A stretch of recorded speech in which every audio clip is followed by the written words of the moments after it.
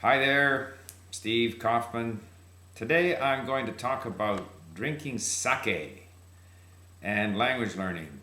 I posted on my blog, The Linguist on Language, and I talked about how in Japan, very often when you go to a drinking establishment like an izakaya and they pour you sake, they'll often put the little glass, drinking glass, inside a wooden masu, which is like a square cup. And when they pour the sake, it'll overflow the little glass and just collects inside the masu. But basically, you're overflowing it.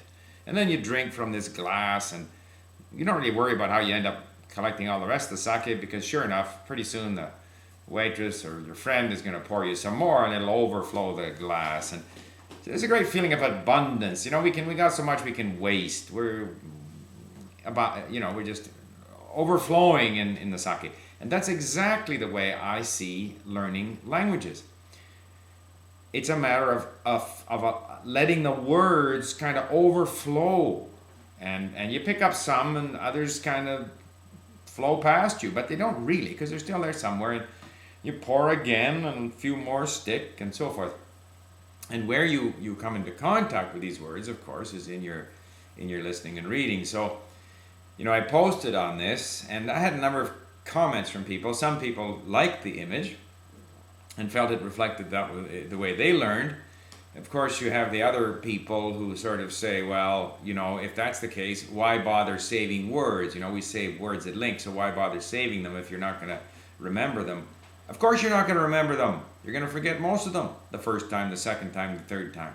But you'll hit them again and again. And that's kind of the image. And some people, they try to study these lists of words and they think that if they study them long enough and if they have them in their, Anki system and the ones they didn't get will come back again, that they're going to learn them. I actually don't believe that. I think some of the words you're going to learn right away and some of them, you're just not going to learn them, or for a long, long time.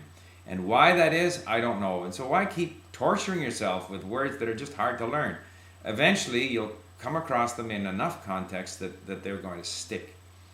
And so I'm always, I guess, in these videos contrasting the sort of just let it come at you, you'll figure it out approach, which is mine, within reason. And the other, I got to learn this, and I'm going to learn this rule, I'm going to learn these words, and I'm going to get my pronunciation right, and I'm going to nail it all down and have a solid foundation on which to build. The anti-moon people have this thing, pronounce it right from the beginning, or you'll be reinforcing your mistakes. Get it right away. And I don't understand it. Now, other people, you got to be very careful in this whole language learning thing that, I learn certain ways, other people learn other ways. I can't say that their way is wrong, but it's not what works for me. And I think people have to accept that if I say it works for me, that it does work for me. And so you'll get people, like I had done a video in YouTube in Japanese. And someone said to me, how do you deal with the participles in Japanese? And I said, I haven't a clue what a participle is in Japanese. And I'm sure most Japanese people don't know what a participle is. I manage fine in Japanese. So this person came back and said, well, if you don't learn the grammar, obviously you can't possibly speak correctly or something. And someone actually came back and said, well, if you don't study the participles, then you must be illiterate in Japanese. Like, why this intolerance?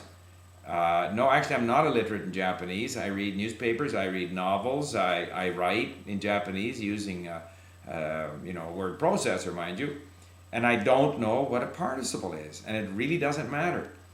Again, staying with Japanese, there are these little expressions in Japanese like so desu ne, etto, and so on. Can you teach that? No, these are things you just have to kind of get used to. So many things in the language are there to be discovered, and if you discover them, and they eventually stick and become habits, then that's fine. I was up in Peace River, Alberta, and there's a lady there who runs a Chinese restaurant. Peace River, 1,000 people up in northern Alberta in the Peace River country. Her family has been there for, 10, 15 years. The only Chinese family in the community. And she has her little Cantonese accent. But her expressions, her use of the word, and she arrived there from China 10 or 14 years ago. She's probably late 30s, early 40s.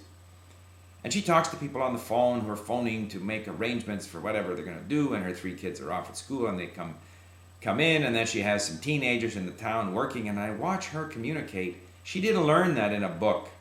She didn't learn about participles, but she's very natural in her use of the language. And if someone had suggested to her, get it 100% right at the beginning, if you don't pronounce it correctly, you'll forever, whatever. I mean, she would just given up and gone home.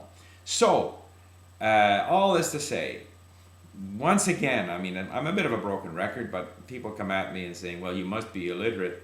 No, there is an approach to language learning which says just let it all flow over you, read stuff you like.